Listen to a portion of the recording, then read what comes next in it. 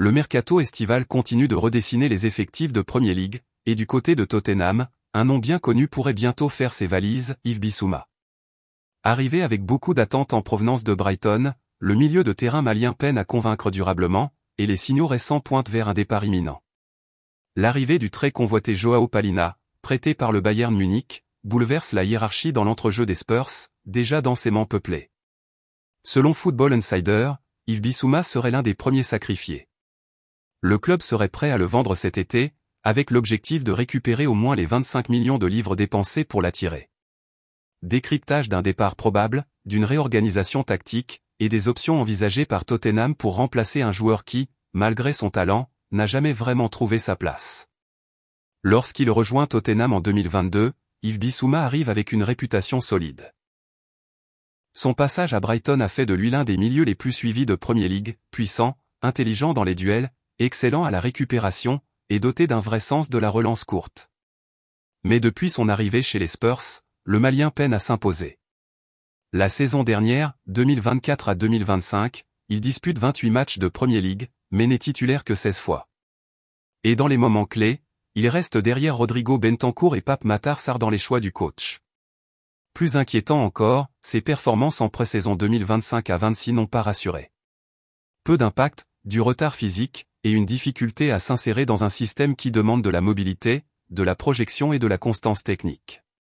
Résultat, le club n'est plus convaincu, et la concurrence s'est encore intensifiée avec l'arrivée de João Palhinha, qui change complètement la donne. En recrutant João Palhinha, Tottenham frappe un grand coup. Le milieu portugais est l'un des récupérateurs les plus respectés d'Europe. Fort dans les duels, discipliné, fiable à la relance, il apporte une garantie immédiate de stabilité et de densité défensive. Le fait qu'il arrive en prêt du Bayern Munich est une opportunité rare saisie par les Spurs. Mais c'est aussi un signal très clair pour Bissouma, le club ne compte plus sur lui comme titulaire à ce poste. Avec Bentancur pour organiser, Sarr pour projeter, et maintenant Palhinha pour sécuriser, la place de Bissouma semble condamnée à la périphérie. Selon Football Insider, Tottenham est prêt à écouter les offres pour Bissouma. Mais pas à n'importe quel prix. Le club souhaite récupérer au moins les 25 millions de livres sterling qu'il avait investis pour le faire venir de Brighton. Plusieurs clubs de Premier League, mais aussi quelques écuries italiennes et françaises, auraient manifesté un intérêt, sans avoir, pour l'heure, formulé une proposition concrète. L'international malien, encore sous contrat, ne semble pas opposé à un départ, tant il souhaite retrouver du temps de jeu à un moment charnière de sa carrière. À 28 ans, il a besoin de régularité pour rester dans la course avec le Mali, à l'approche des qualifications pour la CAN et la Coupe du Monde. En parallèle, Tottenham explore des pistes pour étoffer ou redynamiser son milieu, en fonction des ventes. Une option serait Conor Gallagher, actuellement à l'Atlético de Madrid, mais ouvert à un retour en Premier League. Le profil de Gallagher, plus offensif et vertical que Bissouma, apporterait une autre dimension à l'entrejeu. Plus de projection. Plus d'intensité à la récupération haute. Et surtout, une capacité à dynamiser le jeu sans forcément redescendre très bas. L'international anglais est vu comme une alternative moderne, capable d'évoluer dans un système fluide, à 3 ou 2 milieux, selon les besoins d'Arne Slot. Le cas Bissouma est emblématique de ces transferts prometteurs qui ne trouvent jamais leur rythme. Le joueur a tout pour réussir, technique, puissance, maturité tactique, mais parfois, le bon profil au mauvais moment peut mener à une impasse. Et aujourd'hui, Tottenham semble décidé à repartir sur des bases plus claires. Ce n'est pas un désaveu brutal, mais un constat d'adaptation incomplète. Et dans une équipe qui vise un retour en Ligue des Champions, chaque poste compte. Yves Bissouma aura peut-être une nouvelle chance ailleurs, dans un club qui lui offrira le rôle central qu'il recherche.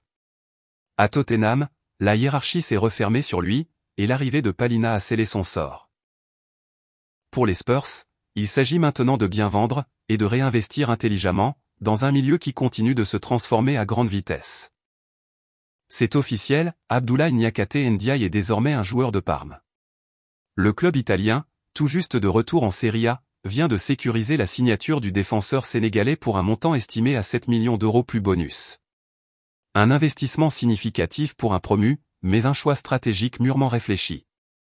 Ce jeudi matin, Ndiaye a passé sa visite médicale avec succès avant de signer un contrat longue durée, jusqu'en juin 2030.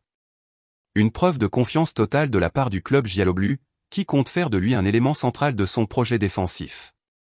À 23 ans, l'ancien joueur de Troyes poursuit son ascension européenne. Focus sur un joueur encore discret médiatiquement, mais dont la trajectoire et le potentiel attirent de plus en plus l'attention. Né au Sénégal, Abdoulaye Niakhaté Ndiaye débarque en France en 2020, à l'Olympique lyonnais, où il passe par l'équipe réserve. S'il n'a jamais percé dans l'effectif professionnel lyonnais, c'est à Bastia, lors d'un prêt en Ligue 2, qu'il commence à se révéler. En Corse, il démontre rapidement des qualités précieuses, rigueur défensive, sérénité balle au pied, impact physique. En 2023, c'est Troyes qui le recrute pour 3,5 millions d'euros, une somme déjà notable pour un joueur encore peu exposé. Mais c'est surtout lors de son prêt à Brest la saison suivante que les choses s'accélèrent.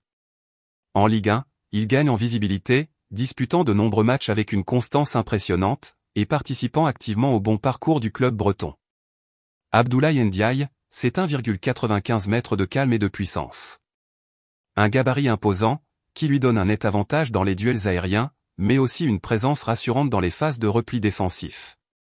Mais au-delà de son physique, c'est son intelligence de placement et sa qualité de relance qui font de lui un défenseur adapté aux exigences du football moderne. Gaucher, il est capable de jouer dans une défense à 3 ou à 4, avec une préférence naturelle pour le côté gauche. Il dispose également d'une bonne lecture du jeu, et d'une capacité à intervenir sans précipitation, qualité souvent rare à son âge. Ce n'est donc pas une surprise si Parme a décidé de miser sur lui pour bâtir sa charnière centrale à moyen terme. Pour Parme, ce transfert n'est pas une simple opportunité de marché. C'est un choix stratégique fort. De retour en Serie A, le club a besoin de solidité défensive, et mise sur des profils jeunes, prometteurs, mais déjà aguerris au haut niveau. Avec Ndiaye, Parme s'offre un joueur capable de s'imposer rapidement, et surtout de monter en puissance dans les saisons à venir.